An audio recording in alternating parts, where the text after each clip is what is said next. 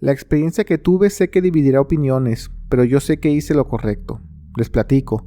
Yo tenía 23 años en esa época y vivía en el Estado de México, en una colonia popular, así que en esas etapas de mi vida yo estaba al pie del cañón, en pandillas, y era muy alebrestado para las peleas, y apenas alguien me miraba feo, en corto me activaba, pero gracias a Dios, desde que conocí a mi esposa y ahora tengo hijos, ya me alejé de esa vida que solo me daría problemas. Una tarde estaba en el camión rumbo a la chamba, y de puro trayecto era casi 1 hora.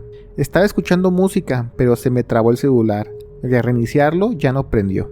Ya no hice por buscar el problema, y estaba atento a lo que pasaba en la ruta, cuando empecé a escuchar la plática de una señora y su hija frente a mí. Cuando le agarré ritmo al chisme, estaban hablando de un joven que conocían desde niño, y no era de esperarse que acabara en la cárcel.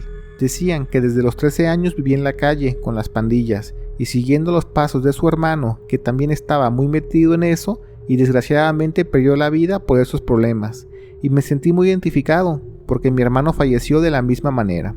Me quedé atento a su charla, y seguían hablando del hermano fallecido, y cuando dijeron el nombre de mi hermano y la misma edad en la que falleció, quise ver quiénes eran esas personas, porque del barrio no eran, y no las conocía de vista tampoco, pero era increíble que supieran eso de mi hermano, y no me aguanté las ganas y le hablé a la señora. Le dije que de dónde conocen a mi hermano, pero la señora e hija voltean asustadas porque les hablé muy fuerte, y no negaré que en esas épocas tenía una pinta que al verme pensarías que te asaltaría, pero les dije que no se asusten, solo quería preguntarles que de dónde conocen a mi hermano. Ellas no sabían de qué hablaba, y les dije que las escuché hablar de mi hermano y cómo falleció, pero ellas seguían mirándome, muy desconcertadas, y me recalcaban que no hablaban de alguien, que estaban hablando sobre su nieto, que le está yendo muy bien en el kinder, y que no tienen idea de quién es mi hermano. La situación fue extraña, y ya mejor las dejo en lo suyo, pero seguí escuchando su plática, y ahora sí era de un nieto que se estaba portando muy bien en el jardín de niños. Todo ese día estuve pensando la situación, mas no le dije a nadie, ni siquiera a mi mamá al llegar a la casa. Pasaron 2 días, y yo estaba ahora de regreso para el cantón, esperando el transporte, y haciendo fila pegado a unos puestos de cena. De nuevo me puse a escuchar música, y por segunda ocasión se me trabó el celular, y al reiniciarlo ya no prendió, y ya enojado pensé en reclamarle a un camarada que me vendió el celular, para decirle que esa cosa no servía. En la boba, poniendo atención adelante de mí, hay un señor de unos 40 años, y creo era su mamá, una señora ya muy grande de edad. Estaban llenos de bolsas de artículos para decorar el árbol, porque recuerdo que era a principios de diciembre, y en su plática salió el mismo tema. Primero con lo mismo, de que un joven había acabado en la cárcel, pero era de esperarse siguiendo el ejemplo de su hermano, que falleció, y por segunda ocasión los interrumpí y les tiré placazo.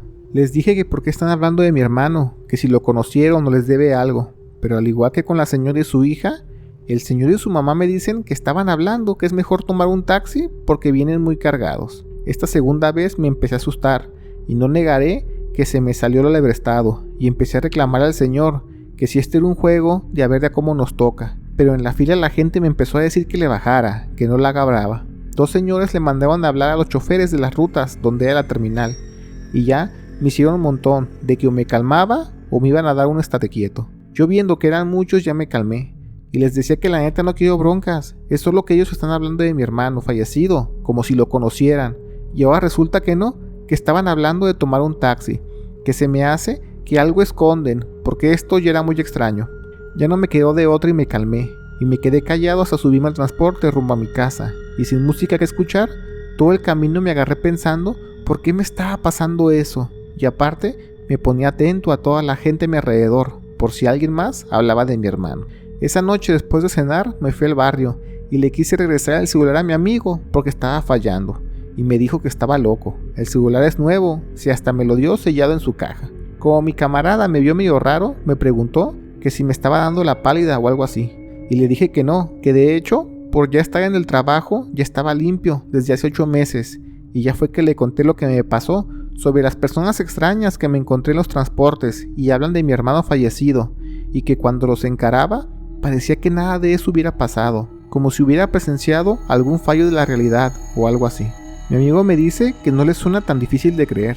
Me dijo que cree que lo mejor es no interrumpirlos, porque si se ve que están hablando de mi hermano y pareciera que tienen información de primera mano, igual y hasta dicen algo que sea de mi interés, como si dejó algún pendiente por hacer en vida. que ya sabe que soy muy alebrestado, pero si puedo dejarlos que hablen, capaz me dan pistas o pruebas de que por qué hacen eso. Eso me pareció interesante, y más porque lo dijo mi compa. Les cuento rápido de él. Mi amigo estuvo en el hoyo más de 15 años y dice que cuando salió fue una ayahuasca y encontró la luz. Y a partir de allí ya estaba muy metido en temas de las vibras, dimensiones y cosas así. Por eso me pareció muy oportunas sus palabras sobre cómo dejar que las cosas fluyan para ver qué tienen para decirnos. Solo hay que aprender a ver las señales. Y hasta me dijo que incluso que el mismo celular se me apague es quizás una señal. Pues ya con más cosas en la cabeza le comenté a mi mamá.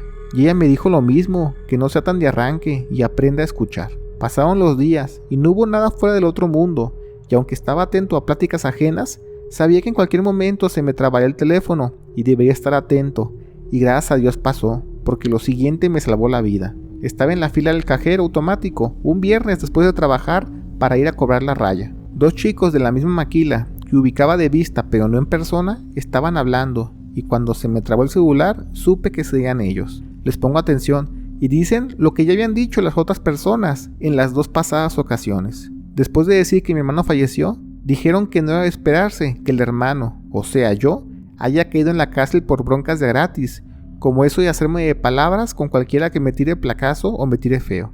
El joven dice que una cosa es que alguien te mire feo y otra es que alguien quiera asaltarte, que yo me defendí como cualquiera lo hubiera hecho, pero que una lástima que en la pelea le haya dado un mal golpe en la nuca al ladrón y él se haya petateado. Y el otro joven pregunta que si fue en defensa propia, ¿por qué estaba en la cárcel? Si hubo muchos testigos. Y su compañero hizo la seña con la mano de que con dinero te pueden sacar de la cárcel en minutos, pero también te pueden hundir. Quizás el ladrón era pariente o conocido de alguien con contactos. Yo estaba con los ojos pelones, escuchando la plática. Cuando ya fue que uno de esos chavos se pasó al cajero, sacó su lana y después el otro, y ya al final los dos se van, pero ahora ya hablando de otro tema. Les juro que quedé tan sorprendido que ya mejor me salí de la fila del cajero y sin sacar el dinero me fui para mi casa, pero antes me bajé para llegar donde trabaja mi amigo y decirle lo que pasó.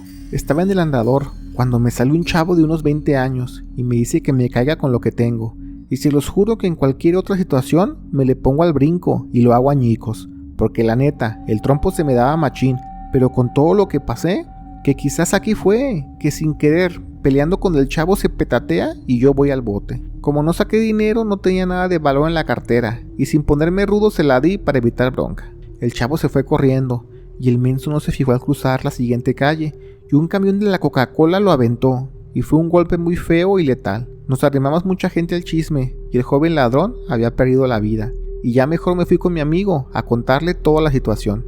Mi compa primero me calmó, y me dijo que quizás estaba escrito que el joven sí o sí perdiera la vida, pero que alguien me daba avisos para que yo no fuera parte de su destino y no cayera en la cárcel.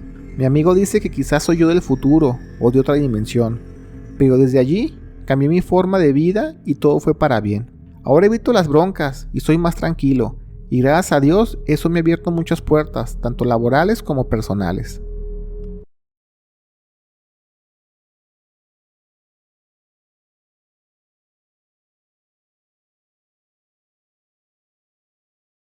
De muy chavo trabajaba en la siembra como jornalero, y la paga era buena, no lo niego, pero no era para todos, porque el desgaste físico era bastante. Duré 3 años trabajando para una familia que tenía campos de todo tipo, así que independientemente de la temporada, nosotros siempre teníamos trabajo, y allí conocí a don Pablo, que era un adulto ya entrado en los 30 años, pero con un aguante para el trabajo de sol a sol como ninguna otra persona haya conocido. Algo peculiar del señor era que solo aparentaba ser gente de campo sin estudios, porque él en verdad era alguien muy listo, como si fuera un maestro. Yo lo descubrí porque después de trabajar con él 1 año y medio, nos hicimos muy amigos y siempre que pasábamos tiempo juntos era de aprendizaje de todo tipo.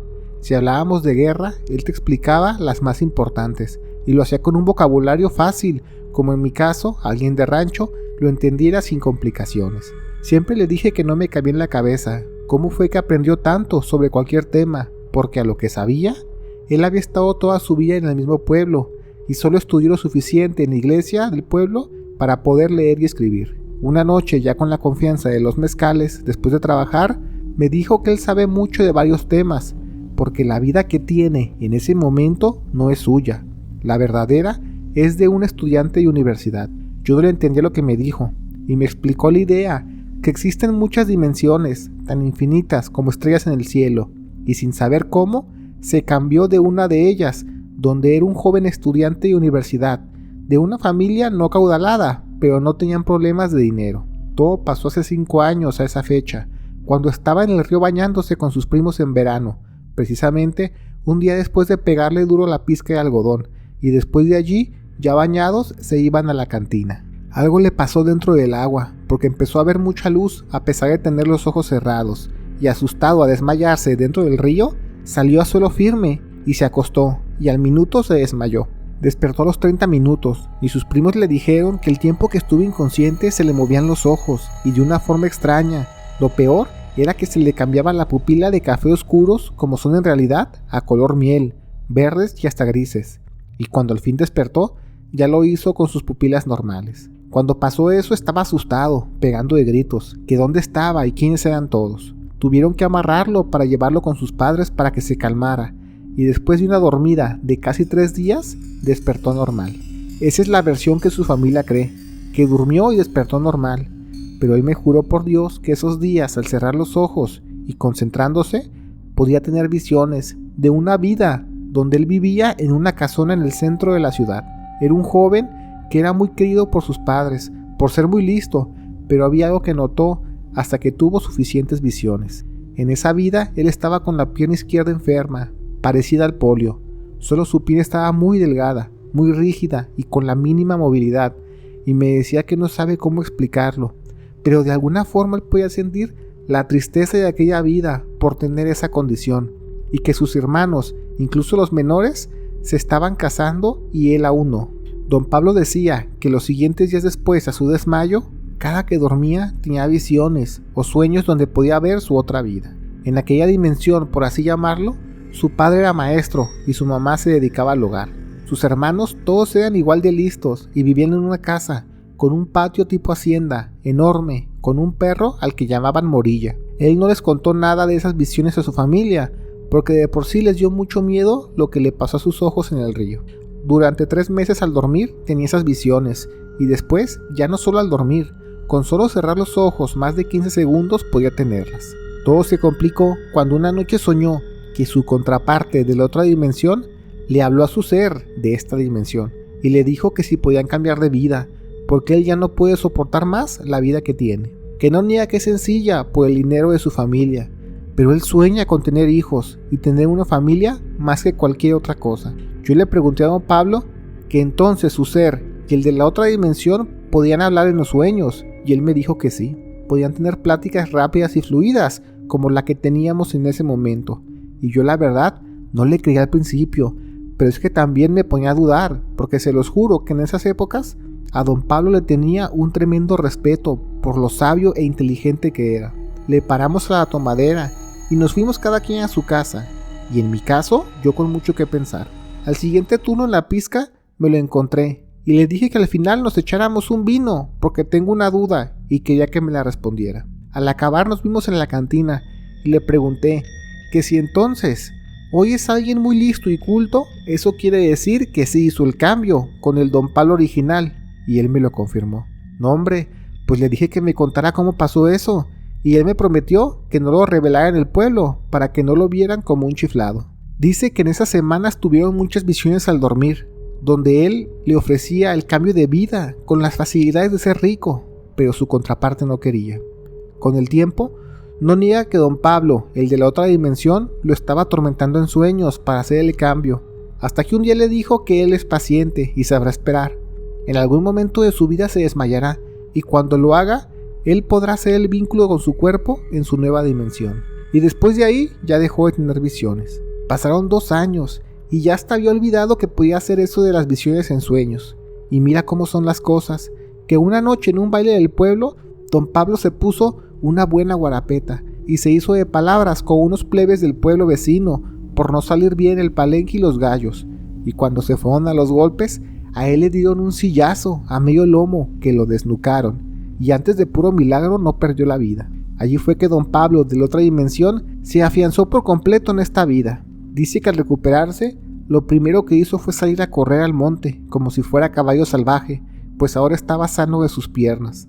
Entendió que para pasar desapercibido debía al menos los primeros meses poner atención a su alrededor, porque era empezar desde cero, pero en ese borrón y cuenta nueva le cayó como anillo al dedo, porque la vida de campo le encantó. No le importaba trabajar en lo pesado de la siembra, así que ayudando a sus padres en casa les empezó a ir mejor en su familia. Él por eso siempre me decía que cada día es un milagro y le agradece a Dios por haber dado esta mágica oportunidad. Yo le dije que por qué cree que Dios hizo todo eso, porque a mí me suena más a que son cosas del diablo, pero él me decía que el plan de Dios es perfecto y no lo cuestiona porque simplemente así pasó. A don Pablo, para cuando lo conocí, estaba casado, con 7 hijos y 4 perros. Se notaba que en verdad quería tener hijos, y otra cosa era su amor por el campo y el trabajo físico, porque se notaba en cada jornada siempre sacando más cestos y costales de fruta que cualquier otro trabajador. Siempre lo veías de buenas y con un perfil bajo, pero a veces se le olvidaba y mostraba su otra cara, como alguien muy elocuente para hablar, un genio para los números y enseñaba sobre cualquier tema. Esos días yo tenía muchas dudas, pero la que más me tenía en ascuas, como decimos, era que si el don Pablo de ahorita es de otra dimensión, el original, por así decirlo, se fue a la otra, y él me dijo que sí. Cuando él me vio con cara de inconformidad, me detuvo, y me dijo que sabe que eso no suena justo, y él también lo pensó, a los 2 meses de haber hecho el cambio, pero que una noche, él mismo con formol se durmió, y tuvo las famosas visiones, y pudo hablar con el don Pablo original. Él me dijo que lo vio más feliz que nunca, a diferencia de él, que se sentía muy limitado con la condición de su pierna. Don Pablo original estaba de arriba para abajo con su muleta y también no le limitaba andar de vago con las chamacas, pues le contó que ya había seguido con varias, porque así sean 100 años al pasado o 100 años al futuro, cuando hay billete uno hace lo que quiere. En ese momento hicieron tregua y cada quien siguió con su nueva vida. Le dije que una historia sorprendente y sé que le prometí que no la contaría, pero no se lo aseguro de que lo haga cuando esté tomado. Don Pablo me dijo que si no lo cuento es mejor, pero si lo hago, ¿quién me va a creer? Y más en este pueblo, donde la gente es muy limitada de conocimiento. Pues mira, el tiempo pasó, y ahora de 68 años mi nieto me enseñó a usar la computadora, y al fin puedo contar la historia de mi amigo Don Pablo.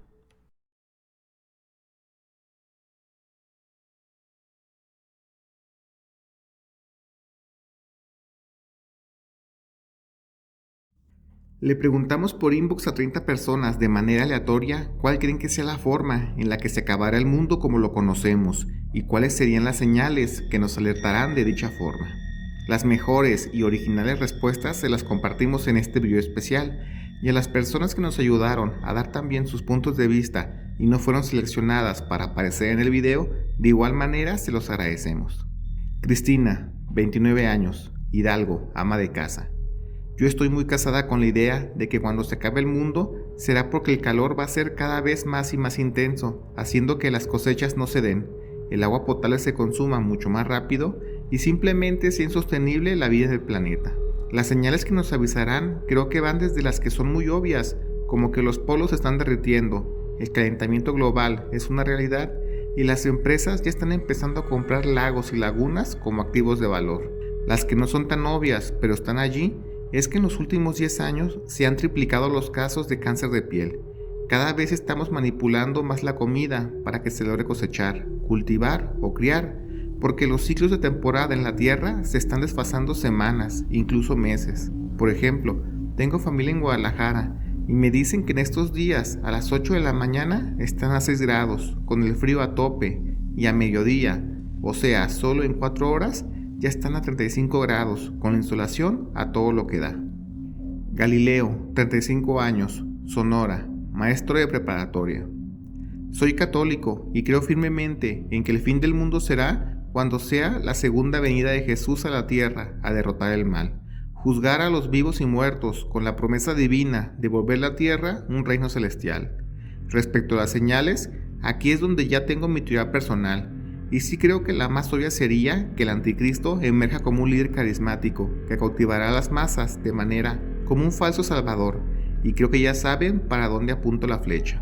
Elon Musk es la representación total de todo lo que acabo de decir, y para muestra las cosas que está haciendo, como poner chips en el cerebro de las personas, queriendo llevar gente a colonizar Marte e incluso terratransformarlo, ya que en lugar de hacer colonias, sería arrojar bombas a los casquetes polares de Marte para que el vapor haga una atmósfera habitable.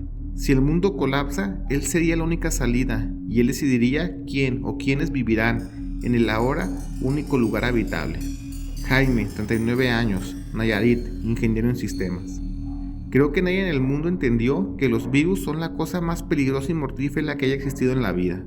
Solo vean lo que nos pasó con el COVID hace unos años, donde en teoría una gripa hizo que colapsara el planeta durante casi un año. Creo que ese será el fin del mundo o la humanidad, donde un virus letal, rápido, inmutable, hará de las suyas tan rápido, en este mundo globalizado, donde en cosa de 4 días puedes pedir algo de China y tenerlo en tu casa en México. Las señales son la sobreexplotación de la tierra en búsqueda de recursos. Por ejemplo, hay varias marcas de agua y vodka que van a los polos a derretir glaciares para conseguir agua de la más pura posible, y quizás congelados en esos lugares puede haber animales, virus u hongos, conservados por miles de años, y al llegar a ellos, hacer que proliferen en la tierra. Algún insecto de una cueva, usada como minería, o al fondo de una selva, talada para conseguir sus árboles, puede estar el virus que acabará con todo. Fabiola, 29 años, Nuevo León, operadora de calidad. El fin del mundo no será por cosas que diga una religión, un anticristo, extraterrestres, hambruna, sequías o meteoritos estilo Armagedón. Será el fin de la humanidad por nosotros mismos, por ser tan dependientes de la tecnología que tenemos a la mano. Si no me creen, hagan un resumen de su vida y vean que hay personas que no salen de su casa sin su teléfono celular, y si ya están afuera, prefieren regresar para ir por él. Ya todo es digital, el dinero, tu trabajo, hasta tu identidad. Imaginemos que hay una llamarada solar, de las que últimamente están siendo más seguidas y mucho más fuerte como jamás hayan tenido registro, y estas dañen los satélites de comunicación. Si la gente entra en pánico cuando las aplicaciones bancarias o simplemente WhatsApp se cae durante 30 minutos, ahora imagínate si no hay comunicaciones por semanas, días o meses. Las guerras ciegas entre potencias a nivel global y los disturbios a nivel local llevarán al planeta a su fin. Roberto, 39 años, Jalisco, almacenista. El fin del mundo será poético. Algo así como que si la creación de la vida fue de la causalidad de que varios elementos del universo formaran seres vivos y evolucionaron, al grado que la probabilidad sea 1 en 100,000 trillones. Yo creo que algo con la misma estadística de improbabilidad será nuestro fin, como que nos impacte un meteorito. Si me preguntan cuáles sean las señales, creo que podemos saberla, sin siquiera ser expertos del cosmos o ni teniendo un telescopio. Cuando veamos que las personas más ricas del mundo, de la noche a la mañana, empiecen a regalar su dinero a causas que han atormentado el planeta desde siempre, como la pobreza del tercer mundo o la hambruna en África, será la mayor señal de todas. Cuando un millonario diga que el dinero no importa y lo vean regalándolo en causas, es porque sabe que ya no habrá siquiera un futuro para disfrutarlo. Cuando vean eso en la tele, hay que encomendarse al Dios de su preferencia. Refernín, 28 años, Estado de México, creador de contenidos. El mundo se acabará cuando la persona que está dormida y nos está soñando despierte del coma. Juan Diego, 29 años, Coahuila, cajero bancario.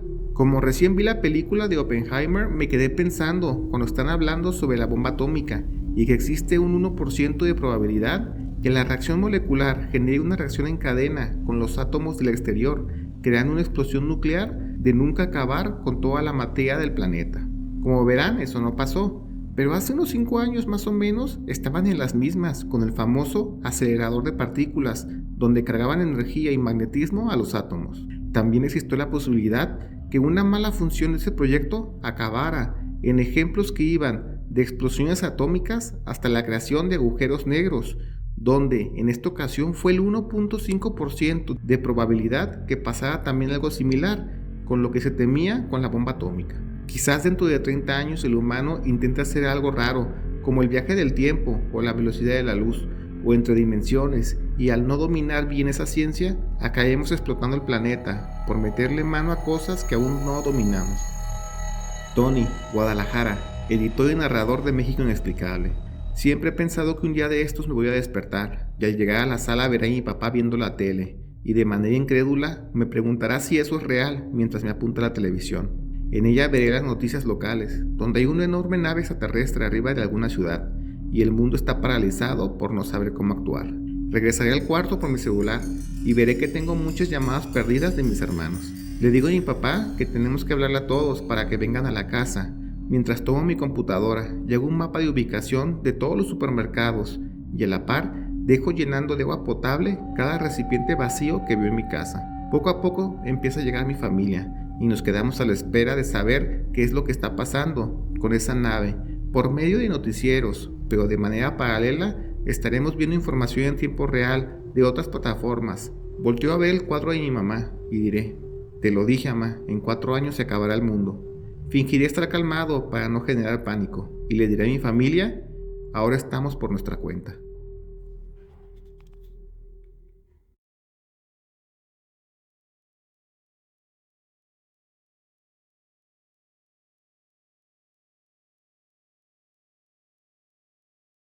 Les voy a contar algo muy extraño que me pasó cuando trabajé durante 3 años para una empresa que se dedicaba a dar soluciones de comunicación y tecnología, que iban desde la instalación de algo simple como un circuito cerrado de cámaras hasta contratos enormes, como la instalación de sistemas integrales para bancos, líneas de producción y telefonía móvil. Nuestra empresa era parte de un corporativo mucho más grande, con sede en San Francisco, California. En una ocasión me mandaron al corporativo para hacer unos cursos sobre cómo instalar unos repetidores de internet de última generación para ver sus funciones y hasta allí todo normal. Al ver los costos de estos aparatos y la funcionalidad, pensé que estos solo serían usados en países del primer mundo, pero lo que me sorprendió fue que iban a venderlos en México y que de hecho técnicos como yo vamos a instalarlos y la primera tanda fue al sur del país. Ya estando en México me pasaron la agenda de trabajo y cierto día iban a llegar los primeros repetidores, así que en lugar de irme a comer como solía hacerlo afuera, me quedé en la entrada de la empresa comiendo una ensalada, por si llegaban a esa hora, y estuvo extraño porque me tocó ver cómo llegaban, pero no en una típica paquetería como en FedEx o UPS. Era un camión de carga negro e iba escoltado por gente armada, y yo pensé que esto era demasiado para unos simples repetidores. Solo bajaron 2 y en el lobby me hablaron para recogerlos y al hacerlo me preguntaron dónde se van a quedar resguardados los aparatos y les dije que hay una bodega de producto de alto valor como tarjetas gráficas y allí los dejaré en lo que me dicen qué hacer con ellos. Les mostré el lugar y se pusieron a revisarlo. Algo se murmuraron, pero al final sí fue de su agrado y se fueron de allí y yo seguí con mi trabajo hasta recibir indicaciones 2 semanas después. Uno de esos días no me llevé el auto al trabajo y al salir aproveché para caminar por Reforma y buscar un café para esperar a un amigo que pasara por mí. Estaba en la boba con mi celular cuando 2 chicos jóvenes me toman por la espalda y me dicen que me caiga con todo lo que tenga mientras me arrebataban el celular de la mano y revisaban mis bolsas. Yo no estaba poniendo resistencia, pero ¿sabe qué pasó? Porque después los chicos simplemente se quedaron quietos. No como estatuas, era más bien como adormilados. Aproveché y me fui corriendo hasta que vi una boutique de muebles y me metí muy asustado y ya las señoritas del mostrador me prestaron un teléfono para hablarle a mi amigo y decirle que estaba en tal lugar porque me habían asaltado. Solo me quitaron mi celular, la cartera seguía conmigo y al final solo quedó en susto. Pasaron los días y estaba con 2 amigos del trabajo y fuimos después de la chamba a un bar. Estábamos pasándola muy a gusto y no recuerdo bien la razón, pero nos empezamos a hacer de palabras con otros comensales que nos estaban diciendo de cosas y parecía que iba a haber bronca. Pero de la nada aparecen 2 personas, se arriman a la mesa de los comensales y se los llevan, no a la fuerza, pero sí se notaba que no lo hacían porque ellos querían. Recuerdo que esas personas que llegaban también eran gringos, altos y atléticos, y creí reconocer a uno de ellos. Era uno de las escoltas que trajeron los repetidores a mi empresa, pero ese jamás se bajó de la camioneta que iba custodiando la carga donde bajaron los aparatos. Pensé que a lo mejor solo estaba borracho y no pasó mayores. A los días recibí el mail que decía que tenía que programar mi agenda para irme 4 días a Quintana Roo, a una de las playas más famosas del lugar, porque allí pondría los repetidores de los que tanto me habían dado cursos para instalarlos. Se me hizo extraño el lugar, pero también pensé que como era un lugar turístico global y lleno de gente de todas partes del mundo, creí que lo mejor sería una implementación para alguna compañía de telefonía celular. Llegó el día para hacer la primera instalación y lo hice en el pueblo turístico de la playa. y aunque según yo tenía los papeles en regla para hacer lo que estaba haciendo, nadie se me acercó para decirme quién era y por qué me estaba trepando al poste de luz. Total, que pongo el primer repetidor y con los medidores que me dieron estaba jalando al 100. Estaba en eso cuando veo que unos 20 metros entre toda la gente hay un señor gringo muy atractivo y se me quedaba viendo. Yo me hice el desentendido, pero sí de reojo lo miraba y yo pensaba que me estaba tirando la onda porque no dejaba de verme. Y repito, como se me hizo atractivo, apenas acabé la instalación me bajé y me encaminé hacia él para ver si salía algo más. Le digo que sí habla español y me dice que no. Le pregunto en inglés que si habla ese idioma y me dijo que sí, y apenas iba a tirarle la onda cuando él me dice que si la instalación ya quedó y me apunta el repetidor.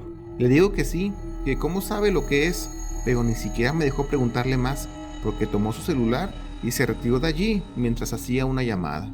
Como era más fácil de lo que creía, pensé en poner los dos de una vez y ya tener los 3 días restantes para turistear en la playa. Voy a poner el segundo y lo mismo. Otro señor gringo con apariencia militar estaba viendo lo que hacía desde un punto muy retirado. Me estaba vigilando y de nuevo al acabar de hacer la instalación, él se dirige hacia mí y yo ya sin nada de trabajo que hacer, le iba a decir que basta de miraditas, que si vamos a echarnos unas chelas, pero el gringo solo me preguntó que si el repetidor funcionaba y yo le dije que sí. De nuevo se retira dejándome hablando solo. Ya mejor me fui a mi hotel y me preparé para descansar los días restantes. Y ya fue cuando las cosas se empezaron a poner raras y les platico. Estaba caminando en el pueblo buscando dónde comprar unas sandalias nuevas, porque las que ya tenía se veían medio gastadonas. Y mientras turisteaba, no voy a negar que también andaba viendo galanes entre el mar de personas. Y vi un señor que me pareció familiar, y al estar más cerca veo que era el gringo alto del que les había platicado.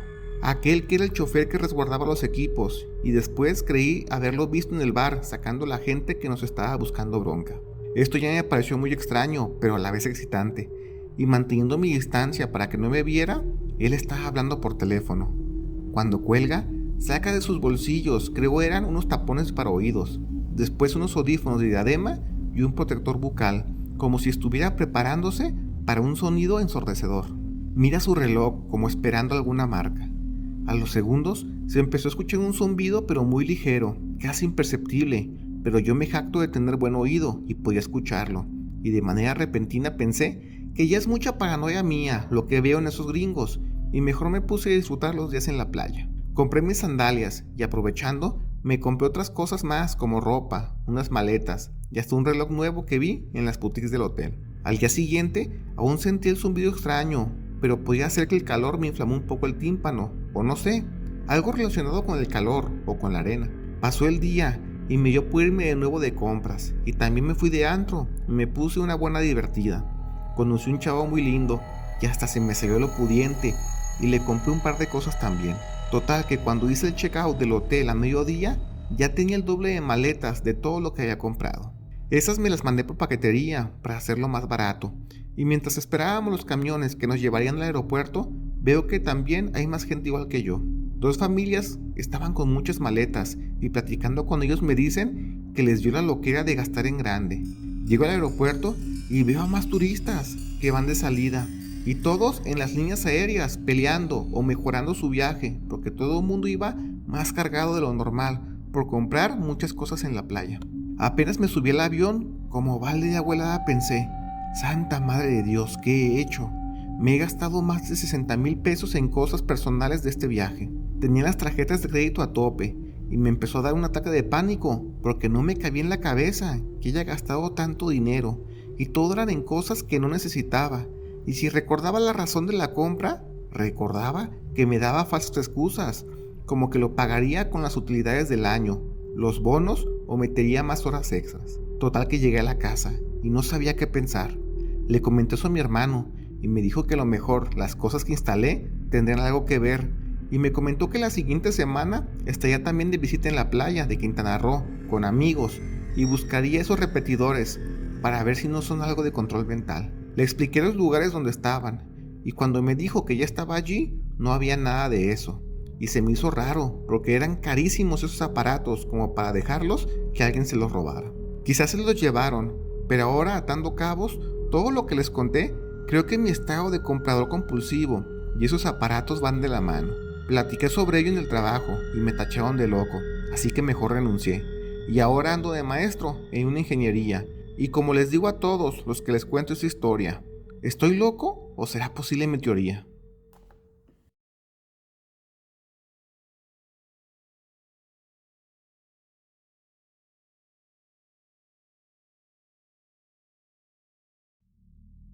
Cuando recién nos mudamos a una casa donde vivimos de chavos, mi hermana desde un principio decía que no se sentía a gusto en ella porque creía que el lugar estaba embrujado o algo similar. A las 2 semanas de instalarnos, ella empezó a decir que en su cuarto sentía que algo jalaba las sábanas hacia abajo de la cama, y aunque las primeras veces le hizo llorar y pegar de gritos del susto, con el tiempo se volvió hasta normal para ella. De hecho, hasta se enojaba con el posible fantasma. Cuando le jalaba las sábanas, ella siendo una niña de 10 años, con su poca fuerza, también la jalaba para mantenerse cobijada. Mi hermana era mucho de tomar agua, así que de noche se paraba hasta 2 veces de madrugada para ir al baño, y decía que también le pasaba que cuando prendía la luz y se sentaba a hacer sus necesidades, le apagaban el foco, y era el mismo batallar como con las sábanas. Ella juraba que todo era real, pero en la casa pensábamos que solo eran ocurrencias de su inocencia. Así pasó cerca de un año, cuando una noche mi hermana pegó un grito muy fuerte que despertó a todos en la casa, y al ir con ella nos dice que vio un extraño ser en el patio. Usaba unas muletas, de las que te sujetan cada antebrazo, y caminando muy lento se movió al centro, y después, hincándose con mucha dificultad, puso una veladora. Cuando ella pegó el grito, el ser se desvaneció, como si fuera humo, hasta ya no poder verlo, ni a él ni a la veladora que prendió. En esa ocasión mi hermana se puso muy mal, a tal grado que le dio un ataque de nervios, y como toda buena familia mexicana, no se tomaron cartas en el asunto, hasta que algo similar le pasó a mi hermano mayor. Él tenía 18 años y ya andaba por terminar la preparatoria. Una mañana, cuando se preparaba para irse, se estaba peinando frente al espejo que está en el patio, y vio pasar un hombre por su espalda, y pensando que era yo, queriéndolo asustar, se dio la vuelta y le metió un golpe. Él jura que sintió cómo lo golpeó a alguien que hasta le dolió la mano, pero no había nadie, como si le hubiera metido un buen derechazo a algo o a alguien invisible, y asustado se fue a la sala, donde estaban mi mamá y mi papá desayunando, listos para irse a trabajar. Les contó lo que pasó, y fueron a revisar el patio, y apenas mi papá puso un pie fuera, sintió que alguien le metió el pie, y se tropezó, pero lo curioso fue que al caer, mi mamá dice que vio que cayó en una forma muy extraña, como si hubiera quedado encima de alguien invisible, porque se cayó por completo, mas nunca tocó el piso. Mi mamá se asustó tanto que se desmayó, y entre la conmoción de lo que pasó, mi hermana ve a todos pálidos del susto, y nos dice que si ahora sí le creemos. Ese día mis padres no fueron a trabajar, porque mi mamá se puso muy mal, tanto que no quería dormir más en la casa, y se fue a casa de mi abuela, hasta que las cosas se calmaran, y mi hermana aprovechó para irse con ella. Mi papá, hablando con mis abuelos, le dijeron que con razón la casa se la estaban dando muy por debajo del precio de compra, y era porque estaba embrujada. Se le habló un cura para que fuera a bendecir la casa, y hasta una santera para que hiciera unos trabajos de limpieza, pero se seguían viendo cosas extrañas de noche. Pero la gota que derramó el vaso fue una madrugada que mi papá fue al baño y vio la silueta de una sombra de una persona en el patio tratándose de brincarse. Él, enojado ya por toda la situación, salió con el demonio en los ojos y tomando un palo de escoba que tenía en la mano, le soltó unos buenos palazos en el lomo hasta que lo sometió por completo. Aunque no vio quién era, porque solo era una sombra, sí vio que lo tiró al suelo y, como la vez de mi hermana, se volvió vapor y desapareció por completo. Esa tarde mi papá le habló a los dueños de la casa para decirles que le jugaron chueco al venderles una casa que claramente estaba embrujada. Mi papá lo citó para que fueran a la casa. Él solo conoció al abuelo, que era el dueño de la casa, y fue con quien hizo el trato, pero cuando llegó a la casa, lo hizo con sus hijos, y ahora todo tuvo sentido, porque uno de ellos era un señor de unos 40 años con esas muletas que te sujetan los brazos, muy similar al primer hombre que vio mi hermana poniendo una veladora en el patio. El otro era más joven, de unos 30 años, y ya platicando con los tres, se les contó todo lo paranormal que había pasado.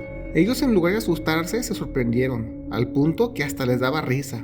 Mi papá, queriendo respuestas, les preguntó que por qué se ven tan felices. Ellos dicen que no saben cómo explicarlo, Pero esos fantasmas que nosotros vemos son ellos mismos, pero hace 20 años, cuando vivían en esa casa. El señor de las muletas afirma que cuando él empezó a ver cosas extrañas, una señora le dijo: pusieron una veladora bajo la luna llena en el patio, misma cosa que vio mi hermana aquella vez. El señor más joven dice que él de joven dormía en el cuarto que ahora es de mi hermana, y de toda la vida recuerda que alguien le subía las sábanas para taparlo cuando él tenía mucho calor. Y también, cuando iba al baño de madrugada, acababa de hacer sus necesidades y al salir apagaba la luz, pero cuando ya se iba, le volvían a prender el foco. Entendimos que al parecer, ambas familias estábamos compartiendo el mismo plano astral, o no sé cómo llamarlo, pero eso nos dio un poco más de calma. Mi papá le preguntó que entonces quién fue el que le metió la pata una vez en la mañana que lo acabó tumbando en el suelo, y resultó que era otro de los hermanos que no pudo venir porque anda en los Estados Unidos desde hace ya unos años. De hecho, parte de la razón que se haya ido fue porque él estaba muy harto y asustado de la casa, porque a él fue quien le tocó lo peor de nuestros encuentros, y a mi papá ya le cayó el 20, que entonces fue a él al que le dio los palazos aquella vez. Los señores dicen que ese hijo una vez llegó muy tarde del fútbol y andaba muy tomado, y su mamá en paz descanse lo regañó por cómo llegó a la casa de madrugada, así que de puro castigo le cerró las puertas dejándolo en el patio, y él todo mareado andaba viendo la forma de cómo brincarse para irse a seguir con la tomadera, y fue la ocasión que mi papá vio la sombra tratando de irse por la azotea y se lo surtió con los buenos palazos en el lomo, que acabó en el suelo desvaneciéndose. Pues del lado de esa familia, al día siguiente, encontraron al hijo todo lastimado en el patio, y entre que la mamá decía que eran los demonios castigándolo por sus vicios, él quedó tan asustado por toda la situación que dejó de tomar y encaminó su vida, y cuando se dio la oportunidad de irse a trabajar a los Estados Unidos, se fue con sus primos, y desde aquel día lleva todo ese tiempo sin tomar una gota de alcohol. Toda la situación sonaba mágica, pero imposible de creer. Más que nada porque uno cree que eso de que los fantasmas son almas sufriendo penas o castigos en la tierra, pero en nuestro caso no eran ánimas, solo era otra familia 20 años atrás en el tiempo, y lo que veíamos como situaciones paranormales eran simplemente situaciones mundanas para ellos. Tuvimos que citarlos otra vez para que contaran la situación delante de mi mamá, y aunque ella no lo creyó del todo, medio la calmó, para que al menos ya regresara a la casa con mi hermana. Yo me sentí un poco mal, porque por muy tonto que suene me sentía segregado, porque mis hermanos y padres tenían visiones de fantasmas en la casa menos yo, como si no fuera lo suficientemente especial. La persona que hizo la limpia en la casa en su momento nos dijo que ella al poner un pie en la casa sintió que mi mamá y mi papá tienen una vibra de personas afectas a las vibras y energías, y que por eso no les sorprende que los hijos también seamos muy buenos para ello. Pero en mi caso no. Pero mira cómo son las cosas, porque entre risas mis hermanos decían que yo era adoptado porque no podía ver fantasmas, pero resultó peor, porque ya ventilando la familia, mi papá no es mi papá de sangre. Mis papás se separaron un año, pero regresaron después, y en ese lapso de tiempo mi mamá se embarazó de alguien más, y aunque sí fue duro para mi papá, se arreglaron y formaron ya una familia, y ya a los años de tenerme, tuvieron a mi hermana la menor. Por eso me queda claro que eso de ser sensible a los fantasmas y poder verlos se hereda, y aunque me puso triste saber que yo no era especial como ellos, ahora de adulto pienso que es mejor no verlos. ¿Quién por gusto quisiera ver un fantasma, ya pensándolo bien?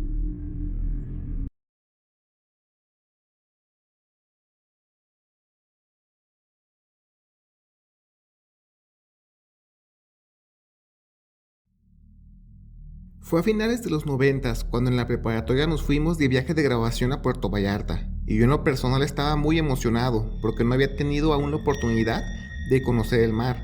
Aparte que como estaba chavo y andaba de novio con una compañera del salón, incluso veía la situación toda romántica. Cuando llegamos eran las vacaciones de verano y estaba lleno de gente, tanta que a duras penas podías caminar por la playa de tantos turistas que había. Estaba con los amigos y nos paramos en un lugar con menos gente para meternos al mar, y como no sabía nadar, les dije que me quedaba a cuidar las cosas.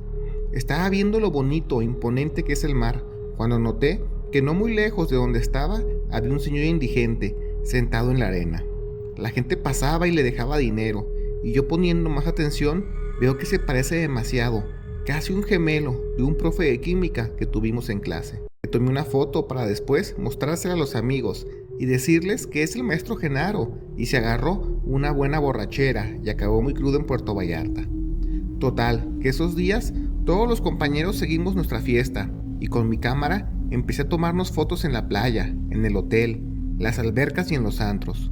Compartía cuarto con 3 compañeros más y también allí nos tomamos fotos, y lo único que puedo recordar de ese viaje es que fue muy divertido. Entre los trámites de ingreso a la universidad y un montón de cosas, no me daba tiempo de llevar los rollos de la cámara a que los revelaran. Pasaron como 8 meses y resultó que los amigos de la prepa nos íbamos a reunir en una como posada, y ahora sí me activé y fui a revelar las fotos, y cuando me las entregaron, recordé lo padre del viaje, pero allí fue que empezó mi problema, porque esa misma noche empecé con una serie de pesadillas que me hacían despertar pegando de gritos. Siempre eran sobre un señor ya grande de edad que me perseguía y me gritaba que yo era el diablo y que si no le regresaba su alma, él jamás me dejaría en paz. Cuando al fin me atrapaba, me echaba un costal, y allí era que en la pesadilla pegaba de gritos como loco porque lo sentía todo muy pero muy real. Cuando me sacaban del costal me encontraba en un cuarto donde un monstruo peludo me perseguía y sentía que si me alcanzaba me iba a quitar la vida. Los días pasan y empecé a bajar mucho de peso. Las ojeras las tenía muy marcadas y después de algunos análisis clínicos todos decían que seguro solo es estrés de entrar a la universidad.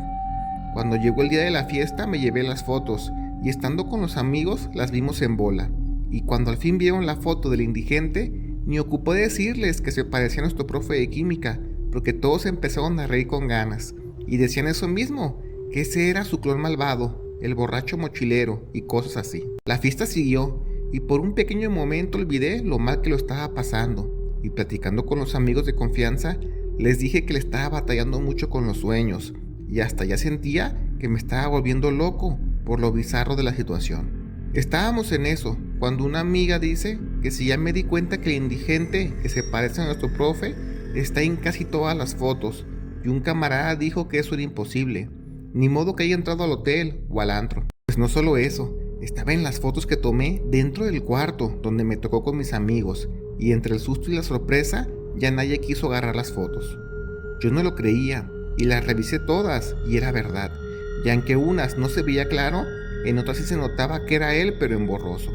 Yo ya no pude más y me empezó a dar un ataque de pánico, y al ver que ya me estaba privando del aire, le tuvieron que hablar a la ambulancia y a mis padres para que me llevaran a un hospital. Solo fue un susto, gracias a Dios, y al fin me llevaron a mi casa. A los días de eso, uno de mis amigos fue a llevarme la chamarra que dejé en su casa, que fue donde se hizo la fiesta, y me llevó las fotos en una bolsa. Me comentó que él le contó a su mamá lo que pasó, y ella dice que debería haber una bruja, porque eso de las fotos y los sueños puede estar conectado. Le comentamos a mi mamá sobre eso, y ella dijo rotundamente que no quería tener nada que ver con esas cosas del diablo, como la brujería, y hasta corrió mi amigo. Los días pasaron y yo seguía con los sueños raros, y ya me sentía muy desesperado.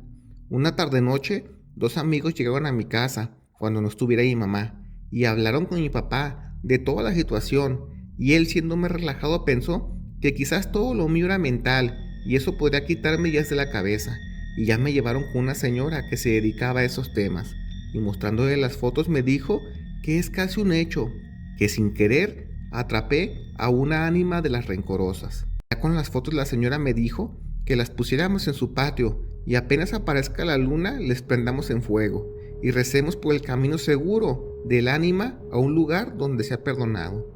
Mi papá seguía muy incrédulo, y más porque no sabía cuánto nos iba a cobrar la señora, y lo que hicimos fue esperar a que se hiciera de noche.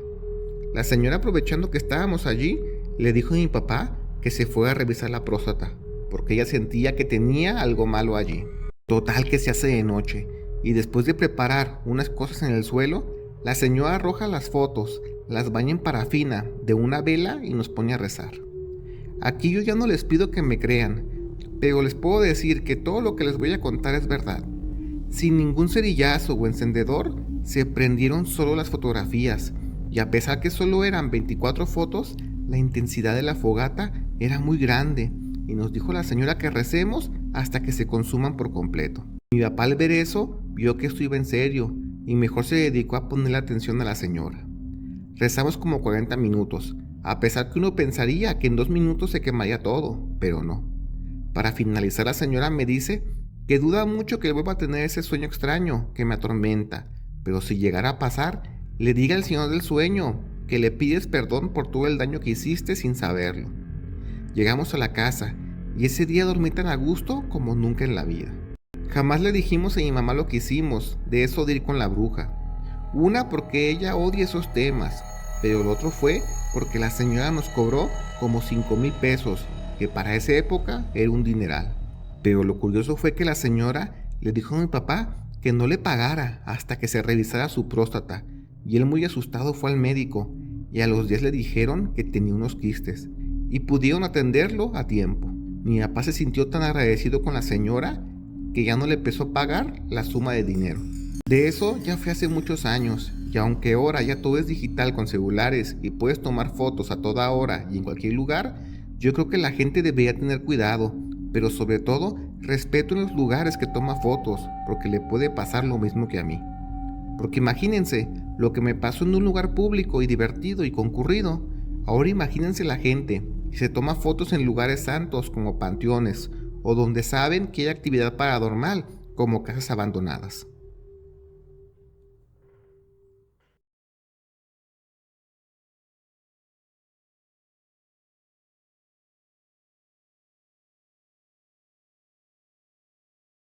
Esto me pasó cuando vino una famosa banda de K-pop a dar un concierto a Estados Unidos, y apenas se enteraron mi hija y sus amigas, estuvieron como locas diciendo que querían ir a verlos. Investigando un poco resultó que era muy caro y difícil conseguir los boletos, pero por fortuna uno de mis socios tenía un contacto y nos consiguió las entradas.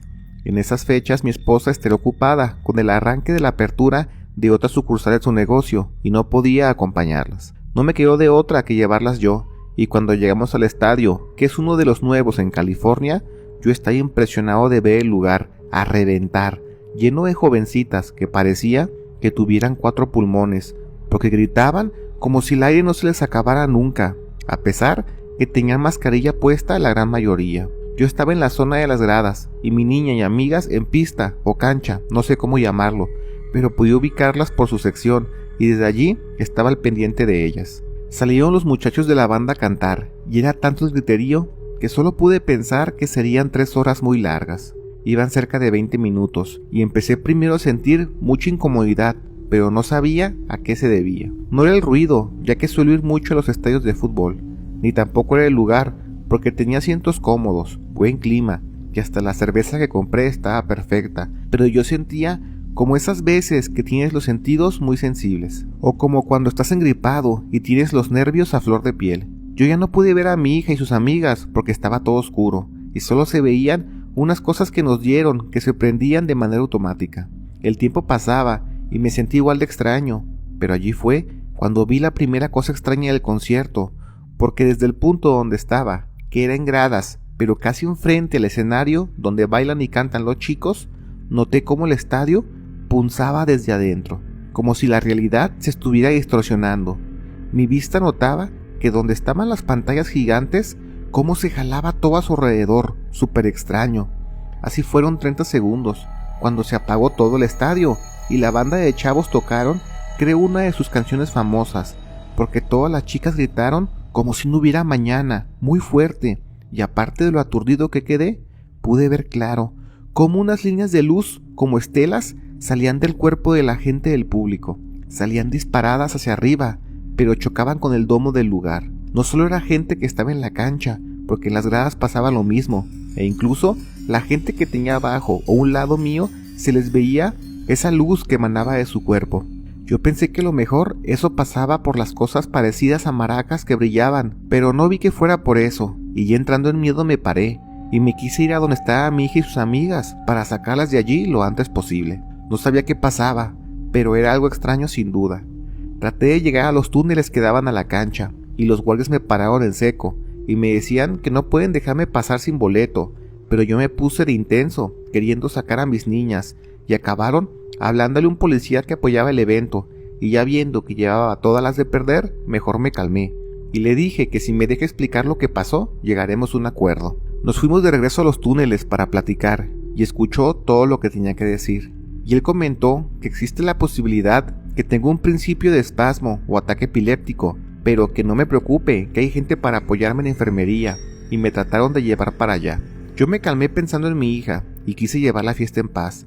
Capaz que me llevaban a la cárcel por alterar el orden en el espacio público, y mejor creí que era conveniente seguir el juego a los guardias. Los acompañé, ya actuando más calmado, pero de nuevo me puse inquieto cuando me llevaron a un palco que supuestamente ahí estaba la enfermería. Me tomaron la presión, me revisaron los ojos y un par de estudios normales, pero a pesar que yo estaba cooperando, tenía los ojos atentos a todo mi alrededor, y así pude notar que el supuesto enfermero que me tomaba mi pulso tenía un reloj Rolex Daytona que vale casi $500,000. Lo sé porque a mí me apasionan los relojes. Esa gente no eran enfermeros, lo sabía y podía apostar a ello, pero me calmé y solo quise cooperar para poder ir por mi hija y sus amigas. Me dicen que estoy bien y me dan a tomar un par de calmantes para contrarrestar el estrés del concierto, porque ellos lo atribuían a que las luces y el sonido me hacían ver cosas extrañas. Me encaminaron de nuevo hacia las gradas donde estaba mi asiento y fingí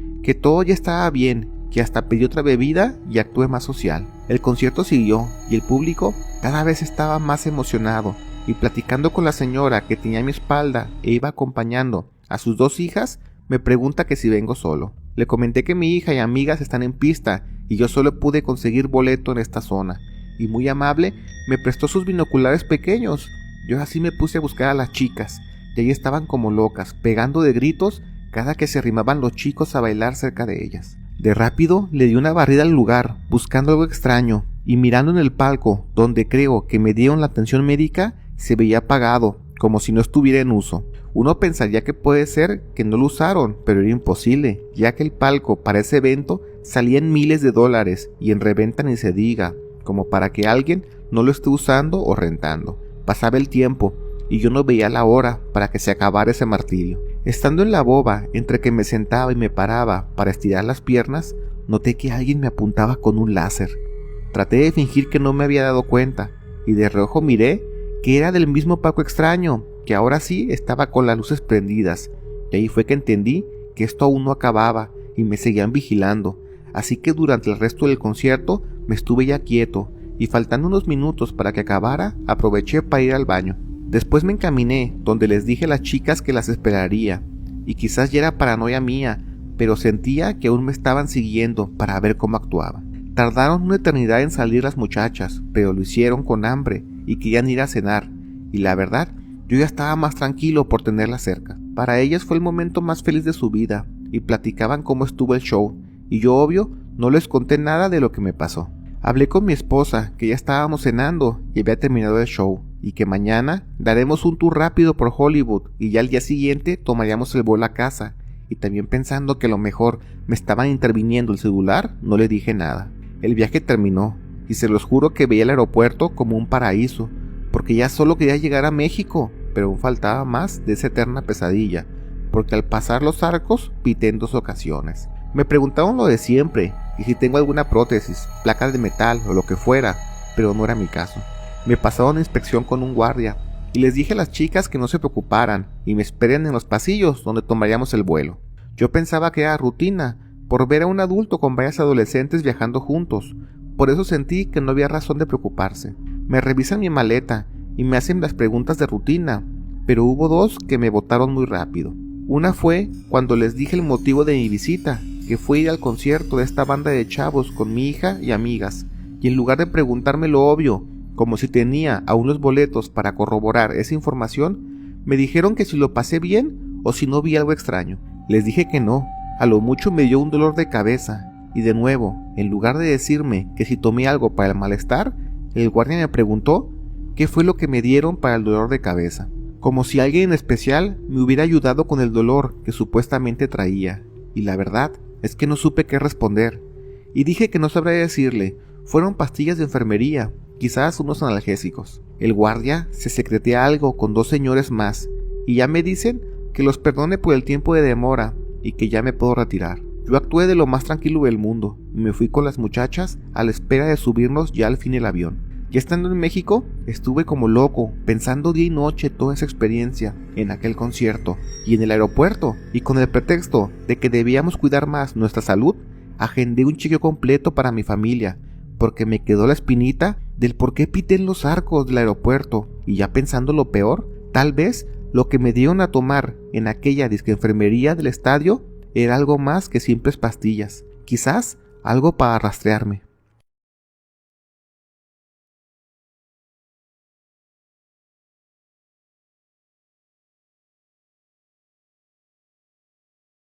No solo es en la Ciudad de México que existen situaciones extrañas con el metro, referentes a que pasan cosas inexplicables con el tiempo o la misma realidad. Soy de Guadalajara y cuando tenía 19 años me pasó una situación de lo más increíble.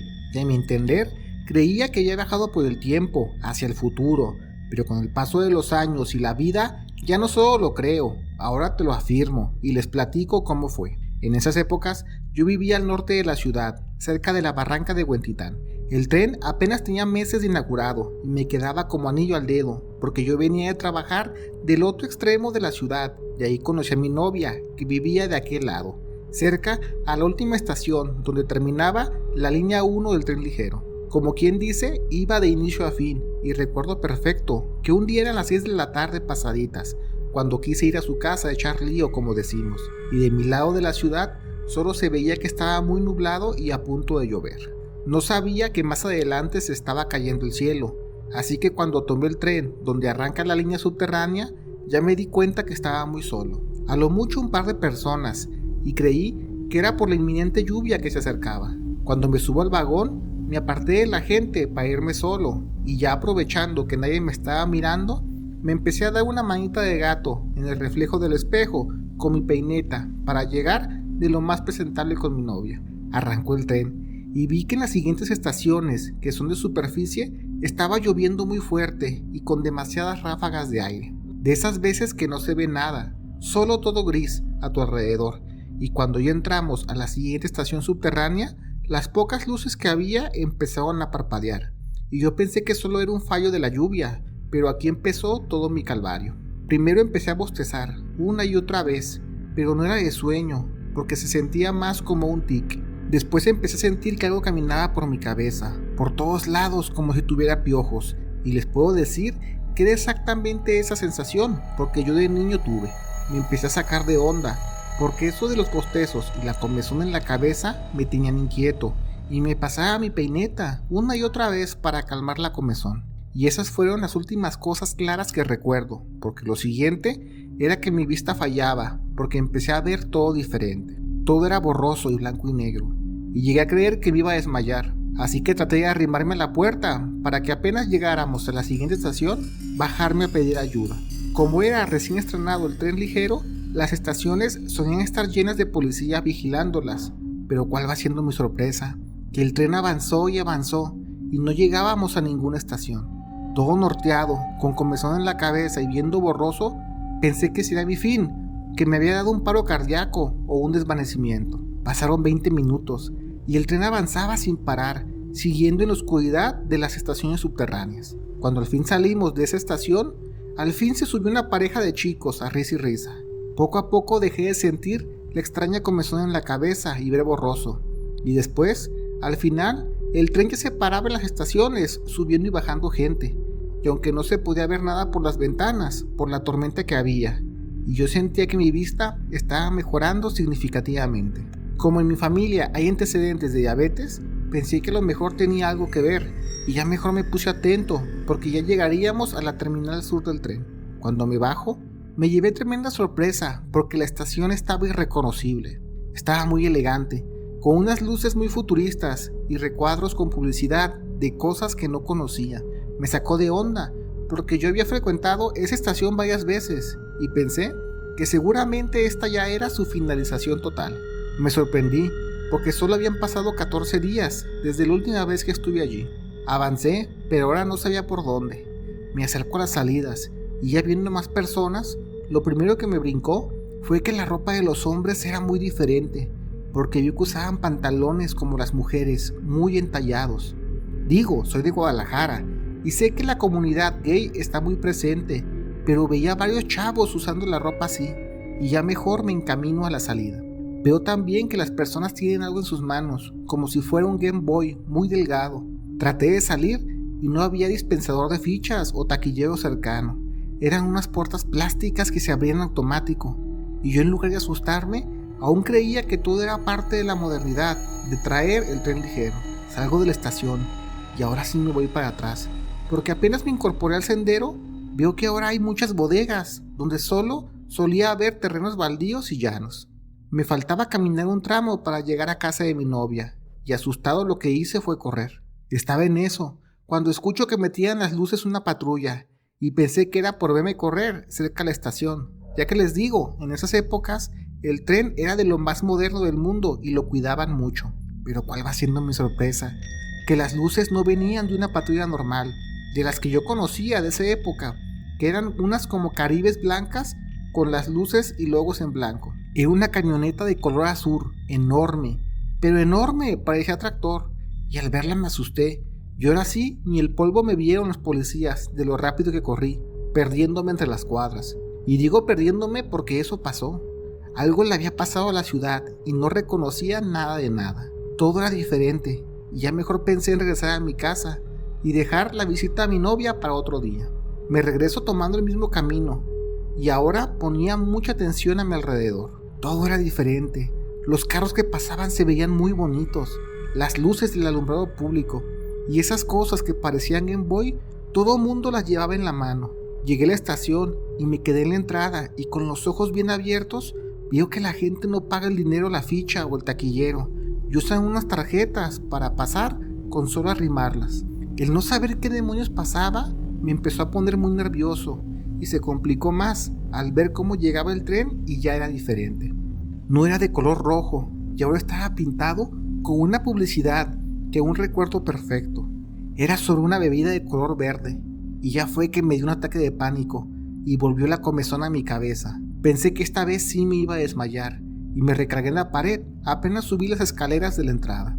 La verdad no recuerdo mucho de eso, porque todo de nuevo fue borroso, pero lo que sí recuerdo fue que llegó un policía junto a un señor y me decían de cosas. Pensé que quizás era la misma patrulla que me persiguió, así que lo aventé y quise correr, pero no logré hilar más de 5 pasos cuando me resbalé. El señor y el policía trataban de someterme, pero yo bien paniqueado les soltaba de patadas y ellos me amagaban con darme con el tolete, hasta que sí logró darme un buen macanazo en el pie y me lastimó el dedo chiquito, quebrándomelo por completo. Y ya ahora sí, eso fue lo último que recordé, el dolor de mi pie. No me pregunten cómo, pero desperté en el mismo tren y en el mismo asiento donde me senté primero al iniciar mi trayecto. Tenía un dolor brutal en mi pie, precisamente en el dedo chiquito, pero estaba tan asustado por lo que había vivido que mi única preocupación era saber dónde estaba.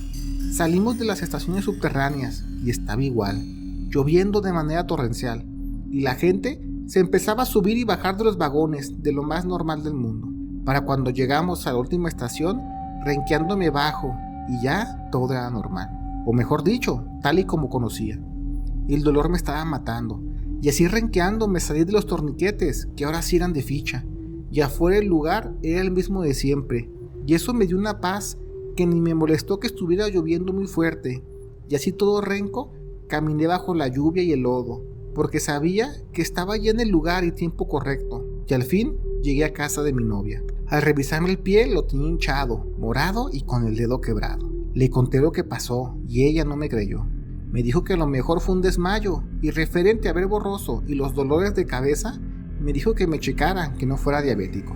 A los días me hice unos análisis y hasta eso todo bien, pero después de hacérmelos le dije a mi novia que no importa que trabaje de sol a sol 2 años, pero necesito comprarme un carro porque ya jamás me vuelvo a subir al tren ligero de mi vida.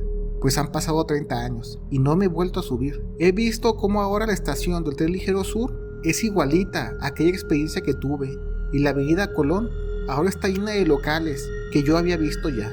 Me queda claro que la moda ahora son los pantalones entallados en los hombres, y los supuestos Game Boys que miraba no eran juegos, eran los celulares de ahora.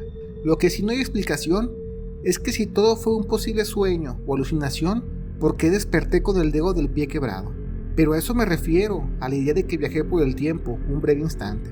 Por el tiempo escuché casos similares a lo que viví. Eran extrañas situaciones que pasaban en los años 70, cuando en el lugar del tren ligero había trolebuses que pasaban por las líneas subterráneas y la gente solía decir que veían cosas muy particulares y futuristas. Que muchas personas digan lo mismo es porque hay gato encerrado. Quizás se abren portales u otras dimensiones o realidades cuando se escarba de más para hacer los trenes. México tiene las mejores historias paranormales, eso ya nos quedó claro, pero también tenemos las mejores historias de fiesta y aquí también se las contaremos. Sigue nuestra nueva cuenta, México Embriagable, y escucha las mejores historias de la peda, como solo los mexicanos sabemos hacerla. Ya hay videos en la cuenta, allá te vemos. Gracias por ver el video. Te recordamos que todos los días subimos nuevas historias, así que activa las notificaciones. No olvides darle like y comparte, pero sobre todo comenta. Queremos saber qué es lo que la comunidad de México Inexplicable tiene para decir.